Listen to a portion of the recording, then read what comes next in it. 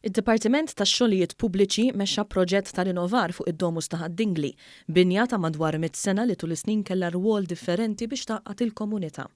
Waqt żjara tal-Ministru għall-Infrastrutturi Ian Borg intqal li dan il-proġett huwa xhieda oħra li l-Gvern għandu għal qalbu l-wirt storiku tal-pajjiż u jirrikonoxxi kif spazji komunitarji jaffettwaw il-ħajja tar-residenti b'mod dirett. Ix-xogħlijiet kienu jinkludu tiswijiet tas-soqfa u l-ħitan, pavimentar ġdid ta' ġewwa kif ukoll ta' barra u sistema ġdida ta' dawl fost oħrajn. Din hija binja ta' 100 sena bejn wieħed u ieħor, l-istorja tagħha hija vasta, tant taqdiet tant gruppi iltaqgħu nġabru hawnhekk matul is-snin. Fit-Tieni Gwerra serviet bħala Victory Kitchen, serviet bħala dormitorju għal refuġjati u għaldaqstant b'dan l-investiment illi sar stajna nerġgħu noħorġu l-karatteristiċi sabiex napprezzaw ħafna iktar dina il-binja.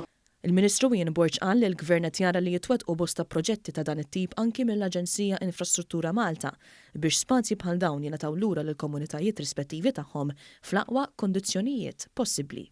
Hawnhekk il-ħaddiema tal-Public Works għamlu diversi xogħlijiet sabiex dan il-post reġa' ġie konservat fil-istat oriġinali u glorja mill-isbaħ tiegħu u ħajkollu skop ukoll kif jgħin lill-Knisja Arċipretali u anke lill-komunità ta' Ħad-Dingli.